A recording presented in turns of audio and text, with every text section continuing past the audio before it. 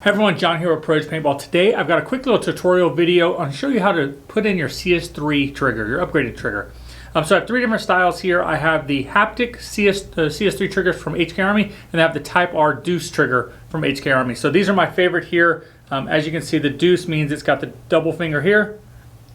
Very nice. And then of course the blade, just like that. It's going to be very similar to the stock trigger, as you can tell here, as far as the shape goes.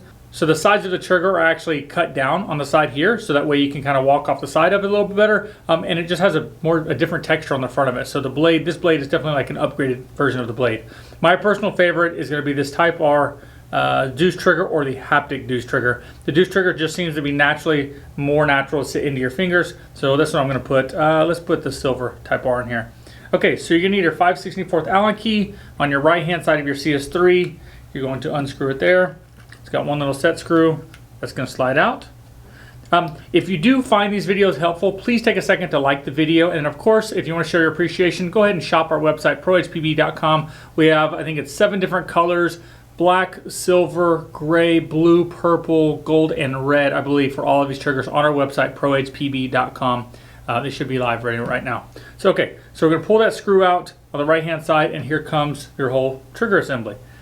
So there's a small screw in the front here that holds everything together. You want to loosen this up until it comes out. So just so you know, as you loosen it up, the trigger becomes, basically you can move it forward and backwards, or up and down, I guess you say, different angles. And so this is how you actually adjust the rake of your trigger. So okay, go ahead and pull that screw out, and then you have a little metal insert that comes out as well, and then you have your trigger. So this trigger, I guess, housing is going to be the same. The only thing you're going to switch is the actual stock trigger is going to come out. So we'll go ahead and do the Type R here. Put that in there so you can see how they go together. Right there. You want to drop. This is probably the hardest part about this. This little metal piece here has threads on the inside of it. So you have to make sure those threads are facing the front when you put it in. That way you can put your screw in. So I'm going to put the threads towards the front, drop it in here, just like that. And then I'm going to pick everything up and hold it together. So do it while you're holding it. So I'm going to put the threads to the front. Good to go. That way it sits right there until everything kind of falls into place. So you want that little metal insert to fall into place. And I'm going to just pinch everything together so it doesn't move around a lot. And what I'm looking for here in the front is I want to find that threaded hole. So I'm going to rotate the little insert until I can see that. Hopefully you can see it right there. Maybe not, but. So all I've done is make sure those threads are facing up. I'm going to drop my screw into place here and just tighten it up. If you can't find the threads, you can just hold the Allen key in there and kind of rotate until it locks into those threads. And once you get it done, you'll kind of feel it slowly starting to tighten up. And then I wouldn't worry so much about the rake before you put it back in the gun, but right now I have it tight enough where it's not going to move. What we're going to do is go ahead and slide it into here. So this is also how you would clean the inside of your trigger. So you take that off, take a Q-tip, clean the inside of it, wipe down the outside of this, and then put it back in.